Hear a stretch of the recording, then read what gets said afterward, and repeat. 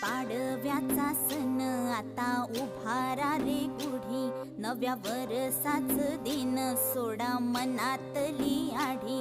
गेलं साली गेली आढी, आता पाडवा